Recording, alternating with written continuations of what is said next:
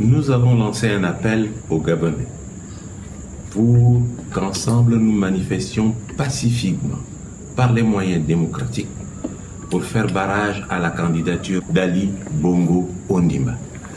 Et nous sommes allés effectivement à l'ancienne Sobraga, Sienne de l'Ader.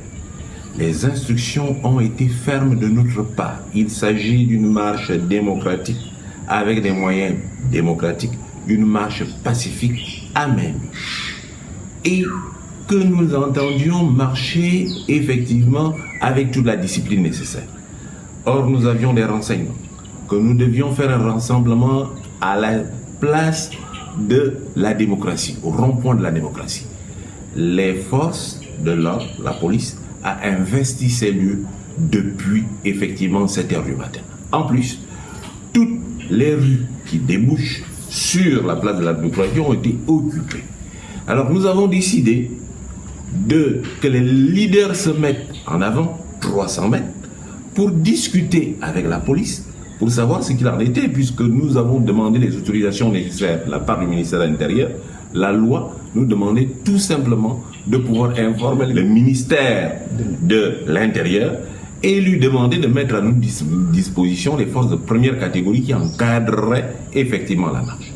Malheureusement, lorsque les leaders se détachent, à main nue, une quinzaine de personnes à peu près, à près de 30 mètres, ils ont été canardés par la police. À cette heure, je ne peux pas faire le bilan. J'ai quelques informations qui me parviennent et nous avons 2 blessés officiellement et j'ai des preuves que la police a tiré à balles réelles sur une population à main nue. Nous prendrons toute disposition nécessaire parce que c'est inadmissible. Le maintien d'ordre est tout à fait proclamé et réglementé.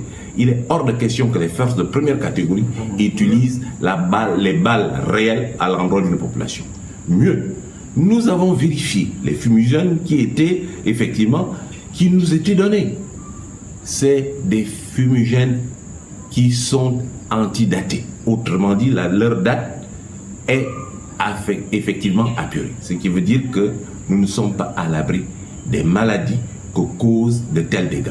Autrement dit, le pouvoir face à une population à main nue a programmé de tuer effectivement, d'assassiner en direct les leaders de l'opposition, ce qui est inadmissible.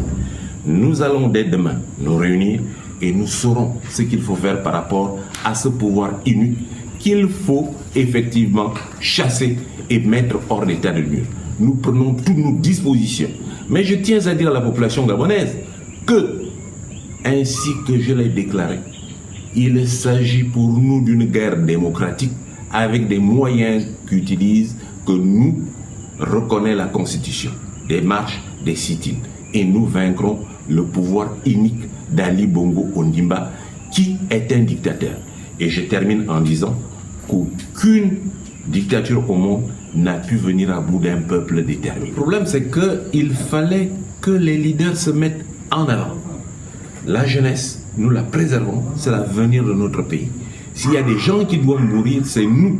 Et nous préservons l'avenir de notre pays qui est la jeunesse. Voilà pourquoi nous nous sommes mis en avant pour pouvoir parler, discuter avec des policiers. Nous pensons que c'est les forces de première catégorie qui ont pour obligation de protéger les vies humaines et à partir de ce moment-là, ils n'ont pas voulu discuter. L'ordre a été donné de nous tirer dessus à balles réelles. Nous avons des preuves pour cela. C'est inadmissible.